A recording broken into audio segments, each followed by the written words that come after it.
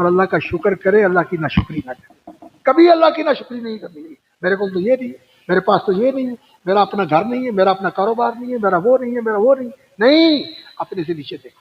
دنیا کے معاملے میں ہمیشہ اپنے سے نیچے دیکھو اور اللہ کا شکر کرو. اور انسان اللہ اکبر جس حالت میں بھی ہو، اور اگر وہ اپنے نیچے دیکھے گا تو اس کو اپنے سے نیچے لوگ نظر آئیں گے. اور اپنے سے اوپر دیکھنا ہے تو دنیا کے اعتبار سے اوپر نہ دیکھے، دین کے اعتبار سے اوپر دیکھے.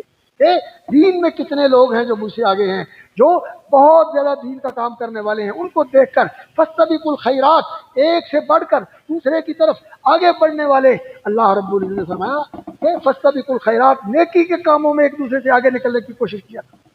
اور السابقون السابقون، اللہ رب العزت نے سورۃ الواقعہ کے اندر 3 گروہوں کا ذکر فرمایا. ایک السابقون جو بہت آگے اور بہت اونچے نکل گئے، اور ایک دائیں ہاتھ والے جو ان کے پیچھے جنت میں جانے والے ہیں. اللہ تعالی ہمیں ان میں شامل فرمائے. اور کچھ وہ لوگ جو الٹے ہاتھ والے ہیں، بائیں ہاتھ والے ہیں، اور یہ دوسری طرف جانے والے ہیں، اصحاب الشمال. اللہ تعالی ہمیں ان میں شامل نہ فرمائے. اللہ تعالی ہمیں بھی محفوظ رکھے، ہماری اولادوں کو محفوظ رکھے، ہمارے ماں باپ اور ہمارے رشتہ داروں اور احباب کو محفوظ رکھے. اللہ تعالیٰ پوری امت مسلمہ کو اس سے محفوظ رکھے.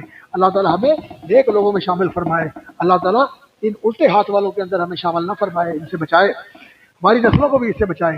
تو ایک لوگ ہیں السابقون، اور نبی صلی اللہ علیہ وسلم کا فرمان ہے، صحیح حدیث ہے. آپ نے فرمایا فی کل قرن من امتی سابقون، میری امت کے ہر دور میں، میری امت کے اندر ہر زمانے میں ایسے لوگ رہیں گے جو ان السابقون کے ساتھ ملنے والے ہیں، ان کے ساتھ ملنے والے ہیں. ثلۃ من الاولین، بہت بھاری جماعت ہے پہلے لوگوں میں سے، وقلیل من الآخرین، اور آخر میں آنے والے تھوڑے ہیں. اللہ تعالی ہمیں ان کے اندر شامل فرما دے. یہ ہر دور میں ہیں.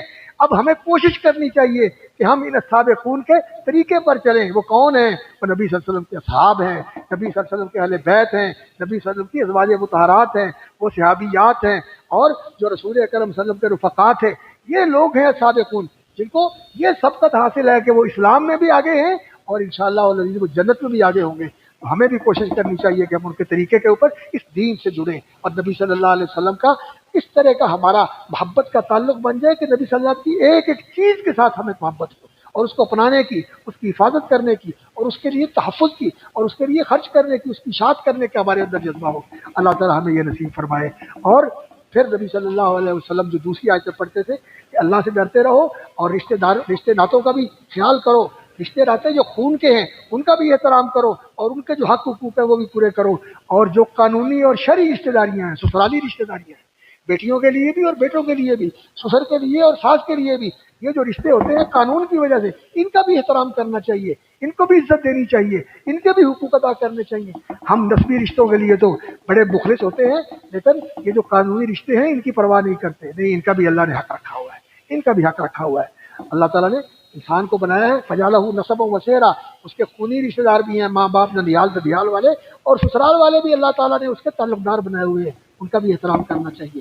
اور پھر جو تیسری آیت ہے سورۃ الاحزاب کی، یا ایھا الذین آمنوا اتقوا اللہ وقولوا قولا سدیدا، اے ایمان والو اللہ کا تقوی اختیار کرو اور ہمیشہ سچ بولو.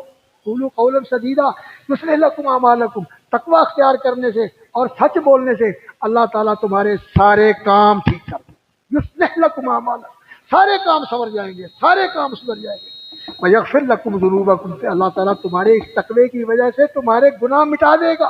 تمہارے گناہوں کو اللہ تعالیٰ ان کی پردہ پوشی فرمائے گا، اللہ تعالیٰ ان کو مٹا دے گا، اللہ تعالیٰ ان کو ختم کر دے گا. اللہ اکبر. ومن یطع اللہ ورسولہ فقد فاز فوزا عظیما، جو اللہ اور اس کے رسول کا فرما بردار ہو وہ کامیاب ہے. تو کامیابی میرے بھائیو تقوی کے اندر ہے، کامیابی دین کی پابندی کے اندر ہے، کامیابی اللہ کی بندگی کے اندر ہے. اللہ رب العزت ہمیں اس کی توفیق عطا فرمائے. آخری بات عرض کر کے بات ختم کرتا ہوں. اللہ تعالیٰ نے سورہ آل عمران کے اندر فرمایا بلا ان تصبروا وتتقوا، سنو یہ دشمن تمہارے دشمن ہیں، یہودی بھی، عیسائی بھی، مشرک بھی، یہ سب تمہارے دشمن ہیں. اور اگر تم چاہتے ہو کہ ان کی سازشوں سے اور ان کے جو مکر ہیں اور ان کے جو عزائم ہیں تمہیں نقصان پہنچانے کے، تمہیں ختم کرنے کے، تمہیں دین سے برگشتہ کرنے کے، یہ جو سارے ان کے منصوبے ہیں، ان سے تم بچنا چاہتے ہو تو پھر تمہیں کرنا کیا ہے؟ ان تصبروا وتتقوا، اگر صبر کرو، دین کے اوپر قائم رہو، دین سے جڑے رہو، دین پر استقامت اختیار کرو، دین سے تمسک رکھو، اس کو مضبوطی سے تھامے رکھو. جیسا کہ نبی صلی اللہ علیہ وسلم نے فرمایا تھا اللہ اکبر، اس کے ساتھ جڑے رہو، علیکم بسنتی، اور خلفائے راشدین کے طریقے پر جڑے رہو، عضو علیہا بالنواجذ، اگر ہاتھ سے چھوٹتا ہوا محسوس ہو تو دانتوں سے مضبوطی کے ساتھ پکڑو، اس کے ساتھ جڑے رہو، کہ تصبروا وتتقوا، اور اللہ کی فرما برداری میں رہو، اللہ کے وفادار بنو، اللہ کے شکر گزار بنو، لا یضرکم کیدہم شیئا، یہ جتنے تمہارے دشمن ہیں جو بھی سازشیں کر لے، اللہ تعالیٰ ان کو ناکام اور نامراد کرے گا، اور یہ تمہارا نقصان نہیں کر سکتے۔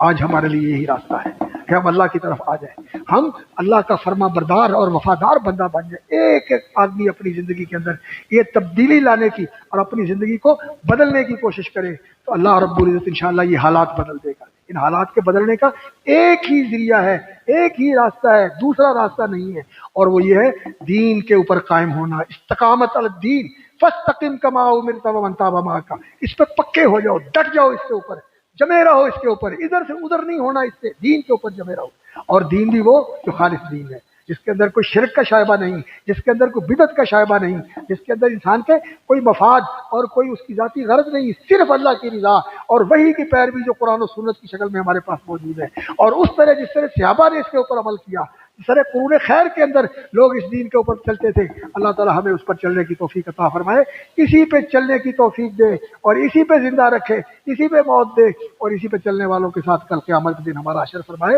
اور نبی صلی اللہ علیہ وسلم کے دست رحمت سے اللہ تعالی ہمیں جام کوثر نصیب فرمائے، پھر آپ کی شفاعت نصیب فرمائے، اور آپ کے ساتھ جنت میں اللہ تعالی ہمیں جنت الفردوس میں آپ صلی اللہ علیہ وسلم کے قرب اور آپ صلی اللہ علیہ وسلم کی رفاقت کا شرف نصیب فرمائے۔ سبحان ربک رب العزت عما یصفون۔